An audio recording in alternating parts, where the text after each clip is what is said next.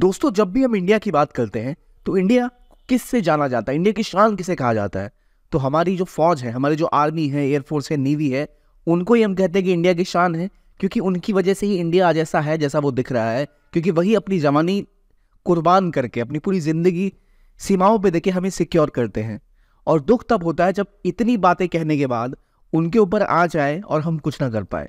ठीक ऐसा ही कुछ हुआ है जहां 8 एक्स नेवी ऑफिसर्स को डेथ पेनल्टी, मौत की सजा सुना दी गई है कतर में। और उसके बाद अब भारतीय सरकार ने कहा है कि वो उसके ऊपर कुछ कदम उठाएंगी। लेकिन बात सिर्फ इतनी ही नहीं कि उन्हें अरेस्ट किया गया, मौत की सजा सुनाई गई।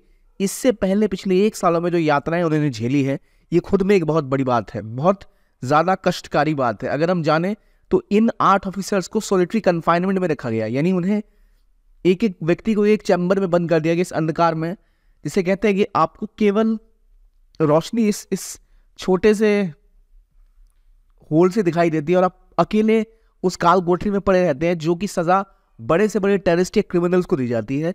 कुछ ऐसी सजा मिली है इंडिया के नेवल ऑफिसर्स को जो काम कर रहे थे कतर में कंपनी के लिए। और ये मामला काफी दिन से बढ़ रहा है और इसके बाद आखिरकार वहां की एक लोकल कोर्ट ने इन 8 नेवल ऑफिसर्स को मौत की सजा सुना दी। इस वीडियो में हम जानेंगे कौन है ये नेवल ऑफिसर्स, क्या था ये मुद्दा। तो वेलकम टू ज्ञान कोश और आइए डिस्कस करते हैं क्या हुई है बातें। अगर मैं आपसे पूछूं ना कि आप किसी व्यक्ति के बारे में बताइए जिसको आप बहुत रिस्पेक्ट करते हैं, जरूर आप किसी आर्मी, एयरफोर्स या नेवी के व्यक्ति का नाम लेंगे। अब जैसे इनकी बात करते हैं, इन्हें आप देख रहे हैं, इनका नाम है पुरनेदु तिवारी, ठीक है। और ये उन 8 ऑफिसर्स में से एक है नेवी के जिनको कतर ने मौत की सजा सुनाई है। लेकिन कमाल की बात यह है कि वही व्यक्ति है जिनको 2 साल पहले 2019 में प्रवासी भारतीय सम्मान मिला था। यानी इनको भारत के बाहर जब ये काम करते थे, रहते थे, तो इन्होंने जो भारत के लिए सेवाएं दी है उनके लिए इनको प्रवासी भारतीय सम्मान दिया था कि बहुत अच्छा काम वो देश के लिए कर रहे हैं। और आज 2 साल बाद ये जेल में है काफी टाइम से, लेकिन कोई कदम नहीं उठाएगा। और अभी तो हाल में इनको मौत की सजा भी सुना दी गई है। अब इसके लिए देश क्या कर रहा है, गवर्नमेंट क्या कर रही है, तो उन्होंने कहा है कि हम जरूर कदम उठाएंगे, हम एश्योर करते हैं कि जो भी तरीके हो सकते हैं हम उसके थ्रू इनको बचाने की कोशिश करेंगे। और ये भारत की सरकार की जिम्मेदारी बनती है, दायित्व बनता है कि ऐसा कुछ करें। अब देखिए कतर ने किया क्या, थर्सडे को डेथ पेनल्टी अनाउंस कर दी इन 8 नेवी के पर्सनल के खिलाफ। ये आप कहेंगे नेवी के थे तो दोहा में कर क्या रहे थे या कतर में क्या कर रहे थे? तो पहले समझते हैं कतर लोकेटेड कहां है। इस मैप को देखिए, ये आप इंडिया है और यहां से जब आप वेस्ट एशिया यानी मिडिल ईस्ट की तरफ जाएंगे तब आपको दिखेगा कतर। एक छोटा सा आइलैंड कंट्री है ये, सऊदी अरब के पास। आपको बहरीन भी दिखाई दे रहा है, यह है कतर। अब मामला क्या है? मामला यह है कि कतर ने 8 इंडियन नेवी पर्सनल्स को, जो एक कंपनी के लिए काम करते थे दोहा में क्या हुआ था, फुटबॉल का वर्ल्ड कप हाल में हुआ था और वहां पर ये लोग काम कर रहे थे कंपनी के लिए जो कतर की कंपनी थी। और इस कंपनी में 8 इंडियन एम्प्लॉयज थे जिस कंपनी का नाम था अल दहरा। तो अल दहरा नाम की कंपनी के लिए 8 एम्प्लॉय काम करते थे जो ये ट्रेनिंग देते थे किसको, तो जो कतर की नेवी के ऑफिसर्स उनको ट्रेनिंग देने का काम करते थे। क्योंकि इंडियन नेवी के ऑफिसर्स थे, काफी ज्यादा स्मार्ट थे और काफी वेल ट्रेन्ड थे, तो ये उनको ट्रेनिंग भी दे रहे थे। प्राइवेट कंपनी के लिए काम भी कर रहे थे जो कि इस तरह की इक्विपमेंट बनाती है जो नेवी के काम आए। किस कंपनी का नाम क्या है कि अल दहरा। अब ये जो 8 लोग हैं ये इसके लिए काम करते हैं, सारे के सारे नेवी के वेटरन्स थे, पहले काम कर चुके थे, अब रिटायरमेंट के बाद प्राइवेट सेक्टर के लिए काम कर रहे थे, वो भी कतर में। इनमें से जो 8 इंडिविजुअल्स थे उनका नाम सुनिए आप। Captain Navtej Singh Gill, captain Virender Kumar Verma, captain Saurabh Vashishtha, commander Amit Nagpal, commander Purnendu Tiwari, commander Suhankar Pakla, commander Sanjeev Gupta और सेलर राजेश। यानी सभी एक बड़े और इंपॉर्टेंट पर्सनैलिटी थे इंडियन नेवी के पहले। ये इस कंपनी के लिए काम करते थे। अब सवाल क्या उठा कि इनके ऊपर आरोप लगाया गया जब इन्हें अरेस्ट किया कतर की इंटेलिजेंस सर्विसेज ने। कतर की इंटेलिजेंस ने इन्हें अरेस्ट किया और कहा कि आप असल में स्पाई कर रहे हो हमारी कंट्री के ऊपर। किसके इशारों पर? तो इजराइल के इशारों पर। सवाल ये कि जब उन्होंने इनको अरेस्ट किया, इनको डिटेन किया, वो कब हुआ था? तो वो अभी की न्यूज नहीं है कि जब गाजा इजराइल के बीच में युद्ध चल रहा है तब ये मुद्दा है। ये असल में कहानी पिछले साल अगस्त की है, यानी पिछले साल अगस्त में ही इन्हें अरेस्ट किया गया था। उसके बाद से इनके ऊपर आरोप लगाए गए कतरी इंटेलिजेंस सर्विसेज के द्वारा कि एक, आप तो हमारे खिलाफ जासूसी कर रहे हैं और दूसरा, आप इजराइल के लिए काम कर रहे हैं। तो अभी जो इजराइल गाजा का विवाद है इससे कुछ लेना देना नहीं है, इससे पहले इनको अरेस्ट कर लिया गया था और इनिशियली इनको कोई सर्विस भी प्रोवाइड नहीं की गई कि आपको कॉन्सुलर सर्विस मिलती है, आप चाहे तो अपना वकील कर सकते हैं, अगर आप दूसरे देश के हैं तो अपने देश की एम्बेसी से आप बात कर सकते हैं, ऐसा कुछ इनको नहीं किया गया। और ये पूरी कहानी रिवॉल्व होती है कतर और इटली के एक एग्रीमेंट के ऊपर। कतर और इटली ने एक एग्रीमेंट किया, कतर और इटली की नेवी ने, एक सबमरीन की डील को लेकर।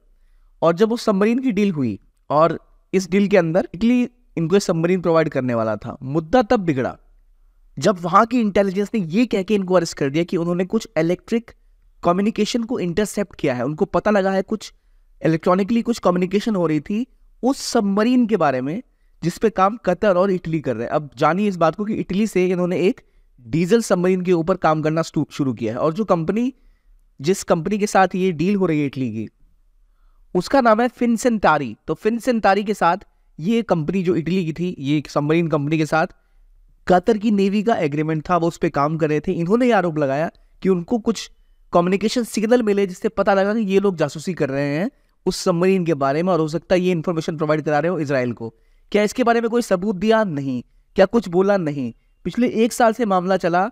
इस कतर जैसे देश ने इंडिया के इतने बड़े ऑफिसर्स को अरेस्ट करके रखा और यहाँ तक कि सॉलिटरी कन्फाइनमेंट तक मिली, लेकिन कोई कदम नहीं उठाए गए। अब जाके जब मुद्दा बढ़ा है और इनको मौत की सजा सुना दी है, तब जाकर स्टेट ने एक्शन लिया है कि भाई हम आपको वादा करते हैं कि हम कुछ ना कुछ करेंगे, जो हो सकेगा बेस्ट करेगी गवर्नमेंट और कोशिश करेगी कि इनको कुछ भी ना हो। चला टाइमलाइन जानते हुआ कैसे ये। तो 2022 की 30 अगस्त को सबसे पहले इन 8 लोगों को प्लस उस दायरा कंपनी के 2 और लोगों को अरेस्ट किया गया वहां के इंटेलिजेंस सर्विसेज द्वारा, बिना कोई डिक्लेरेशन दिए हुए कि भाई क्या चार्जेस है। चार्जेस बताए भी नहीं, सीधा अरेस्ट कर लिया और इनको डाल दिया गया सॉलिटरी कन्फाइनमेंट में, यानी इनको अकेले एक जेल में डाल दिया गया, काल कोठरी में, जहाँ इनके पास कुछ नहीं होता, कोई आवो हवा नहीं, बहुत बुरी स्थिति में। और 1 महीने तक इनको वहीं रखा।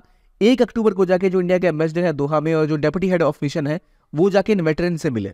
उसके 2 दिन बाद यानी 3 अक्टूबर को पहली बार कॉन्सुलर एक्सेस प्रोवाइड किया गया और जो सीईओ थे इस कंपनी के, दायरा ग्लोबल के, ये भी अपने ऑफिशियल से मिलने आए, बट उन्हें खुद अरेस्ट कर लिया गया जो सीईओ थे इस कंपनी के, उनको खुद, और 2 महीने उनको खुद रखा गया सॉलिटरी कन्फाइनमेंट में। लेकिन जिस कंपनी के सीईओ की हम बात कर रहे हैं, खमीस अल अजमी, उसको बाद में उस व्यक्ति को बेल पे छोड़ दिया गया, लेकिन वो जो 8 ऑफिशियल्स थे वो अभी तक जेल में ही थे, सॉलिटरी कन्फाइनमेंट में ही थे। और ये मामला अक्टूबर से लेकर अभी तक चला और इस साल 2023 में मामला अभी तक तब से अटका ही हुआ था। मार्च में इन्होंने एक बेल पे अप्लाई करी जिसको रिजेक्ट कर दिया गया। 25 मार्च को चार्ज फाइल किए गए। याद रखिए लगभग 8 से 9 महीने बाद उनकी पुलिस ने या इंटेलिजेंस ने इन लोगों के ऊपर चार्जेस फाइल किए कि भाई किस बिना पर किस लिए इनको अरेस्ट किया गया है। और 29 मार्च को इनको ट्रायल पे लाया गया एज पर कतरी लॉ और 30 तारीख को अल दहरा ने 30 मई को अपने ऑपरेशन बंद कर दिया दायरा ग्लोबल ने और सारे एम्प्लॉय को वापस घर भेज दिया। सारे एम्प्लॉय मोस्टली इंडियंस ही थे, वो सब वापस आ गए और 4 अगस्त को इनको थोड़ी सी वो रिलीफ मिला जब इनको सॉलिटरी कन्फाइनमेंट से हटाकर इनको एक जेल वार्ड में डाला गया। तो सोचिए कितनी दिक्कतें इन्होंने झेली है पिछले 1 सालों में। और उसके बाद जब बाहर निकाला तो उसके 1 महीने बाद ही कोर्ट ने इन सबको डेथ पेनल्टी अवार्ड कर दी। अब इंडिया कर क्या सकता है? क्या ऑप्शंस इंडिया के पास है? क्या करेगा इंडिया? अब देखिए मुद्दा यह है कि इंडिया को सबसे पहले तो ये देखना है कि जो ये लोग हैं इन्हें सेफ रहे, और दूसरा किसी भी देश का एक लॉ होता है, एक लीगल प्रोविजन होता है, जब तक उनके खिलाफ लीगल प्रोविजन वहां की कोर्टों में चल रहा है इंडिया कुछ नहीं कर सकता। तो पहले इंडिया को वेट करना पड़ेगा कि कुछ हो, और जब ये प्रोविजन खत्म हो, अभी तो लोअर कोर्ट ने फैसला दिया है, उसके बाद जो लीगल प्रोसेस है खत्म हो, उसके बाद इंडिया के पास एक ऑप्शन बचता है। वो है किस चीज का? वो है माफी का। जो रास्ता जाता है इनको बचाने का वो जाता है इस व्यक्ति से, यानी ये अमीर ऑफ कतर है। क्योंकि वो किंगडम है तो वहां के जो अमीर है वो साल में 2 बार एक पार्डन कर सकते हैं, मतलब माफ करते हैं सभी कैदियों को सजा से, क्योंकि वो असल में एक किंगडम टाइप है। तो साल में 2 बार ये सिस्टम होता है, एक तो ईद के मौके पर, दूसरा नेशनल डे के मौके पर। तो पिछले बार जब नेशनल डे उस देश का मनाया जा रहा था तो जो इनके फैमिली मेंबर्स थे, आर्मी जो नेवी के वेटरन्स थे, इन्होंने बोला था कि आप हमें मर्सी प्ली हमारे दे दो, हमें मतलब माफी का जो प्ली होता है, जिससे हिंदी में गए तो अभेदान की बात होती है, वो दे दिया जाए। अब दोबारा इस बार अगर गवर्नमेंट ऑफ इंडिया ऐसा कहे कि भाई वो अमीर ऑफ कतर को बोले कि वो कोई स्टेप उठाएं कि इनको माफ किया जाए, क्योंकि कोर्ट का प्रोसीजर पूरा होने के बाद इकलौता यही ऑप्शन बचता है जहां माफी ली जा सकती है। जो अभी वहां के अमीर हैं तमीमी अल हमद अल थानी, ये चाहे तो ये काम कर सकते हैं। और इंडिया अगर अपनी फॉरेन पॉलिसी डिप्लोमेसी का इस्तेमाल करे तो अभी भी ये उम्मीद बचती है लीगल प्रोसेस खत्म होने के बाद। तो आई होप कि गवर्नमेंट ऐसा स्टेप लेती है और इनको बिल्कुल इनकी जान को कोई खतरा नहीं होता है। ऑलरेडी जो नेवल ऑफिसर्स हैं बहुत ज़्यादा सफ़र कर चुके हैं। इंडिया की नेवल फोर्सेस का और मोरल बहुत हाई होगा अगर ऐसा होता है। और प्लस इंडिया को अपनी डिप्लोमेसी की पावर अब दिखानी ही पड़ेगी कतर के साथ कि कैसे भी करके इन्हें बचाया जाए। ये थी आज की न्यूज़। देखने के लिए बहुत बहुत धन्यवाद। Keep on watching ज्ञानकोश।